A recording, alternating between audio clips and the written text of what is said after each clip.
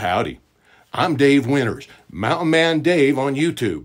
If you're a subscriber to my channel, thank you. If you're not a subscriber, why not? It don't cost a dime. Hit like and subscribe today. Today we're heading down the trail of natural hoof care.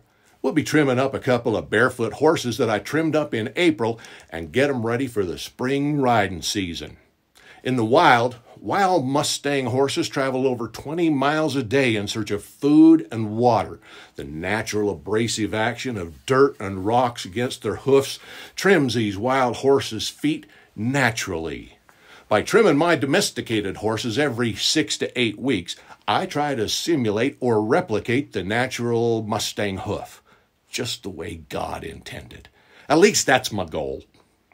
I've ridden my barefoot horses in all kinds of rocky terrain like the West Desert Mountains of Utah, the Oquirrh Mountains of Utah, and the San Rafael Swell area near Moab, Utah. My horses have been barefoot for almost 15 years. We've never had problems with splits, cracks, or abscesses, or any of the other common ailments so common in domestic horses. So let's grab the rasp and the hoof stand and head on down to the corral. Get started with these two girls, get their feet all trimmed up, make them pretty as a princess.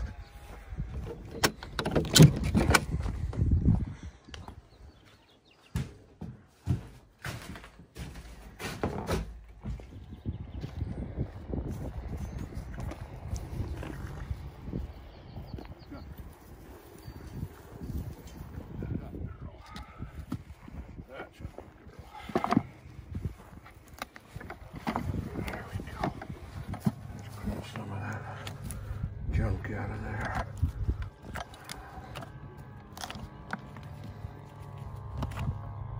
She's always had narrow frogs. She was shod with real tight shoes when I first got her a number of years ago. Her frogs had atrophied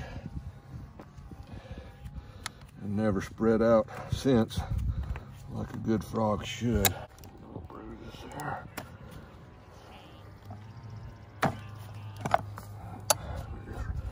Clean it up with the rasp. She's not growing too much since I trimmed last.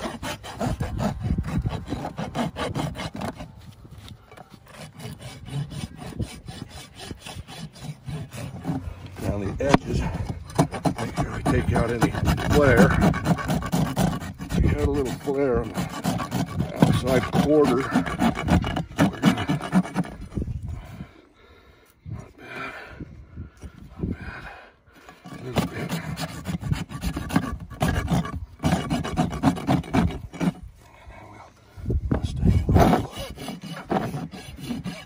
Bevel that whole edge nice, so it won't catch a stone, chip, or break.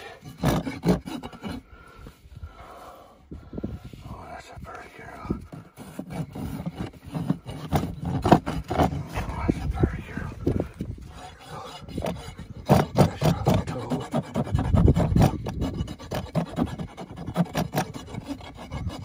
All right, what a pretty foot. All right, give me that toe, sweetie. Oh, that's a good girl. Oh, that's a good girl. Get my tools out of my way. There we go. Get that poop out of there. Yeah, I see what you were saying about that frog. Yeah, it should be nice and flat and wide in the back. And it's not. It never was. The shoes that were on are real tight. And that's been, gosh, that's been 15 years ago. And she's been barefoot since.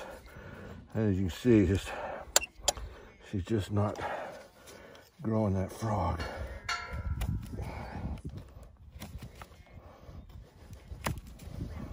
Some of that bar there. She's got bars kind of laid over.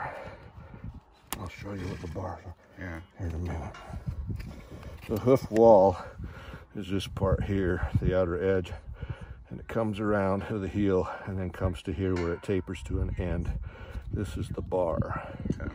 They'll grow along, they'll lay down, grow over, and we really don't want that. That gets uncomfortable for them. Now, what's the pro on doing this versus actual shoe? Well, the shoe, in my opinion, well, the pro for this over shoes, it's number one, natural. It's the way God made horses. The hoof is part of the circulatory system on the horse, and the hoof needs to flex because there's a lot of complex systems inside this hoof capsule. The outside hoof wall has to have some flexation to it. I'm exaggerating it, but as it does that, it pumps the blood through the foot and up through the leg, keeps this healthy. If you put a shoe on that, it's not able to flex like it should. Nature intended it to flex. Now, we put shoes on horses because I think because, you know, hundreds of years ago, we put them in corrals and it kept them from free roaming. And the free roaming horse is Mustang, and it naturally does what I'm doing. I'm simulating that free movement in how I'm trimming the hoof. Okay, a horseshoe's not much thicker than this rasp, and if that rock was on the trail, any trail you're on, you're going to come across a rock like that. That horseshoe lands next to, you know, that foot steps on that horseshoe. How is that horseshoe protecting the sole of the foot from that rock? It's not. The horseshoe's protecting the outer wall of the shoe, of the hoof, from wear, and it doesn't protect the sole. It actually numbs the foot because the foot doesn't have the circulation it's supposed to have, and therefore the foot kind of goes to sleep. So when we transition these horses and we pull shoes off a horse that's never had shoes taken off, their foot wakes up like ours does. If you sleep on the couch and your foot goes to sleep, you wake up, you have stars in your foot. That's what happens to these horses. It takes a while for them to get used to it. So when you first pull a shoe off a horse that's never been barefoot, they'll have some tenderness and an adjustment period because that's an unusual feeling. But the sole of the hoof grows thick enough that it protects it from stones, and you don't have bruising. You see a couple bruises on these horses, but as you see, I can clean them out. They're not there causing me any harm or any difficulty in movement because they've been barefoot for so long. Their hoof is strong, their sole is strong. It's good for them. What you doing there? Checking for flare. You can see a little daylight between the rasp and the hoof wall. There's a little bit on the toe, which means the toe is a little long, so we'll take some of that out. And just take some pressure off of the hoof. You'll see horses with long toes or with flares, even with shoes, and it creates laminitis. Think about somebody with maybe be pulling your fingernail away from the quick of the nail. And that's what happens when these toes and hoofs get long. The lamini pulls away, which is the inside, pulls away from the hoof wall, and it creates some discomfort for these horses. And that happens a lot in shod horses. The people leave the shoes on till they wear off because they cost a lot of money. I used to do that too. Not good for them. So how long have you been going all natural on the shoes? About 15 years or more. I had a trimmer come up that would let me apprentice with him. And he first started out trimming for me, and then he would walk me through it and teach me how to do it. And so for about 2 years, I had him look over my shoulder. I paid him to come up here, give me pointers. Along with that, I got a book by a fellow by the name of Pete Ramey. Pete Ramey is instrumental in the proliferation of the barefoot horse trimming in the horse world. And he studied from a guy, and I don't recall the guy's name, that went out to the West Desert in Nevada and lived with the Mustang horses. Got to where he could be inside the herds and touching the horses and picking up their feet, which is remarkable when you think of these prey animals are so afraid of anything that's a predator. And we're a predator, our eyes are forward facing, so we're a predator to them. But this fella studied those horse feet. Pete Ramey studied from him and wrote an excellent book on it. And so I studied the book as well as had the hands-on experience with my trimmer. And I've since looked at some YouTube videos. Some are better than others, and educated myself. Neither of my horses have complained yet, and neither of them have become lame, so I think it's working out okay. So how does she know how to pick her foot up for you? It seems like she just does that. Well, we practiced a lot. That's what I recommend to any horse owner. Treat your farrier right, whether you're using shoes or barefoot, don't matter. Come out and handle your horse. But I touch her that knee right there, she knows I want her to pick her foot up.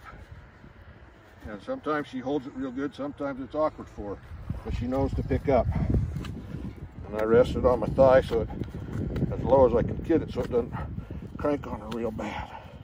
I want her to be as comfortable as possible. Can any horse go shoeless, or Any horse can be shoeless. However, some have a little thinner sole than others, and you might want to put a horse boot on to protect them. I've had horses that I've worked with that we had x-rayed, and they just genetically had a very thin sole. So even with the shoe on, a metal shoe, like I demonstrated earlier, they're still going to have some discomfort in that sole. So to make boots of different kinds that you can put on that do protect the sole on horses that have thin soles. Any horse can be barefoot. They was born barefoot. God made them barefoot. how often do you have to trim them if you go barefoot versus if you was to just do a horseshoe? If you're about 6 to 8 weeks. 6 to 8 weeks. Front feet. See a little difference in the bevel.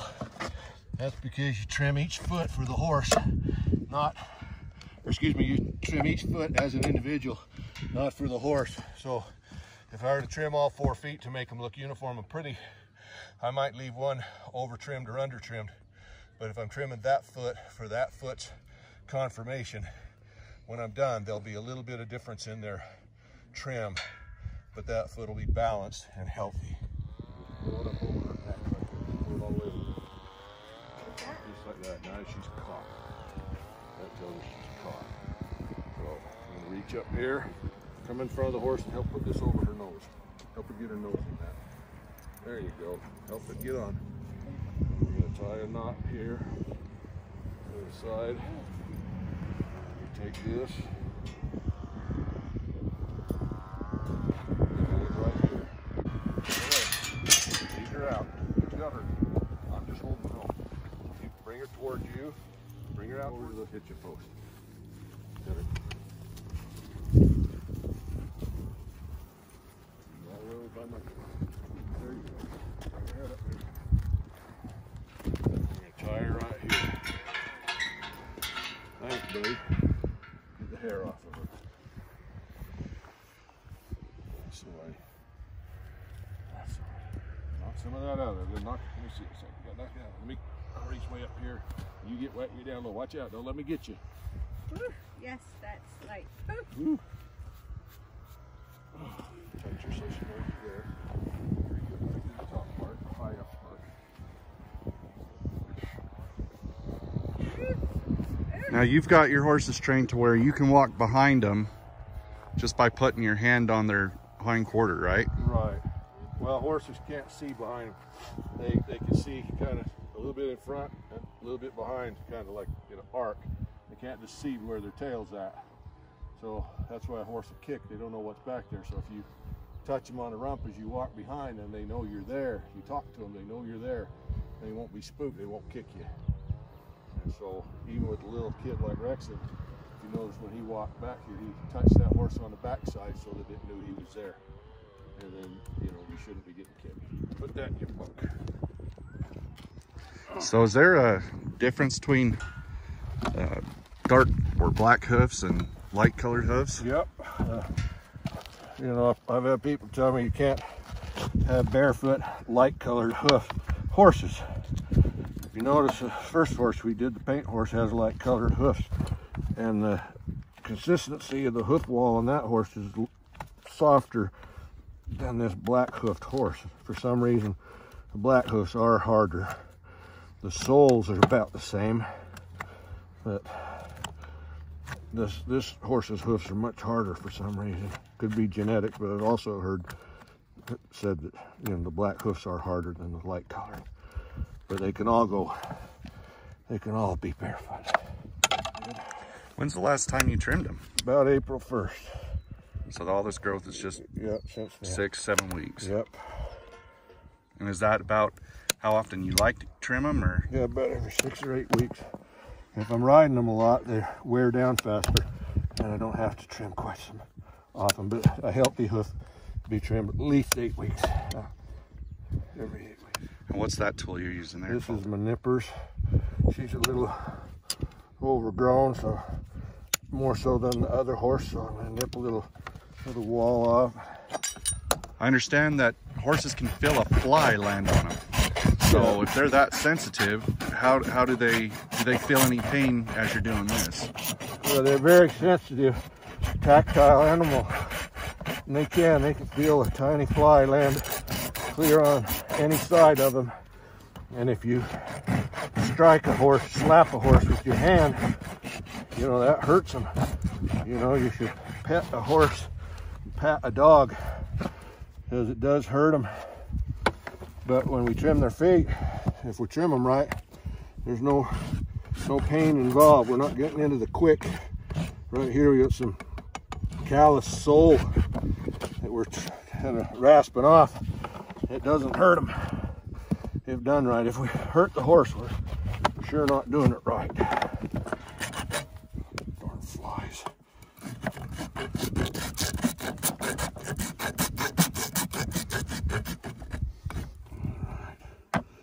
Big toe callus there. We'll leave that because that'll wear down.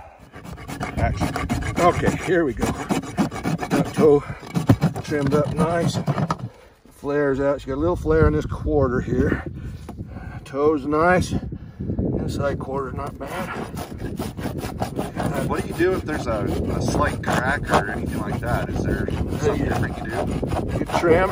Sometimes it'll grow out. If it's been trimmed proper, you shouldn't run into too much trouble with cracks. What happens is the hoofs, when you put a nail in it for a shoe, you compromise the capsule of the hoof wall, I think, and then you open it up for bacteria, and it creates a weakness, and then you can get cracks. Mostly if you're getting cracks in these natural hoofs, it's because you left it a little long, and nature's saying that part of the hoof needs to break off. That's a good girl. Oh, that's a good girl. All right, let's set it down like that. Easy. Easy. Put it right there. Easy. You can put it down right there if you relaxify. If not, I gotta hold it. That's it. That's it. That's the way. That's the way. And that's the way we want them to use that hoof stand, is to just lay their foot in that cradle. Then we're not lifting their foot up to where it's uncomfortable for them or us. And she's got a little, and her bars, this part here and here are kind of laid over, so we'll kind of clean that up. What's going on there? You smell, if we had smell-o-vision, you can smell a bit of a nasty odor. That's thrush, with it's just a bacterial infection. It gets into the hoof and the sole, and we can treat it with some simple medications or trim the foot up like we're doing, and she'll dry out. We had that wet weather not long ago, and it's kind of made it yucky. The smell-o-vision would be pretty bad toe jam smell. It's nasty. That's how you know they got thrush. You can smell it. They make a copper sulfate or some other stuff you can put on it. Lemon Lysol works just fine too. I had an old Mustang, or not Mustang, old buckskin. You get her hind foot up like this, and then you'd feel the whole body relax. Made it easy to trim. She's gone on to the trimmer in the sky. I gotta get up there, I got a better angle. I normally like to have their hoof rest in the cradle so it's easier on the horse. But if they pull their foot a little like she's doing, I've got to bring it up and set it here so I can get an angle. And the problem with that is I'm tall enough that it elevates the horse's hip too high, and I'm afraid it pinches. And sometimes if they got arthritis, that hurts. So the reason I'm breathing so heavy is I got to really get down low. I try to keep that hoof down low so it's comfortable for the horse as I'm doing my work. But I'm squatting, holding a 1,000-pound horse up, doing my work, and it makes me huff and puff. But it keeps me in that girlish figure that I so love. It smells like it might have thrust again, huh, on this one? Yeah.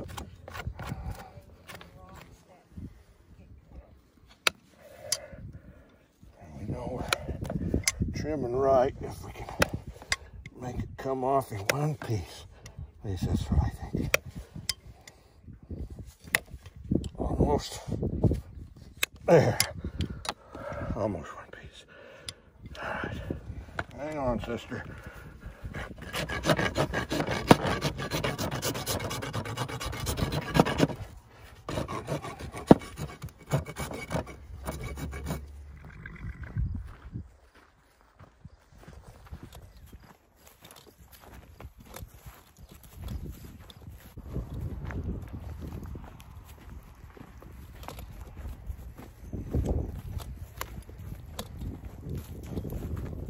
Well, it's been a good day in the corral, getting your feet trimmed. Let's go put you away and get you something to eat. How's that? Come on.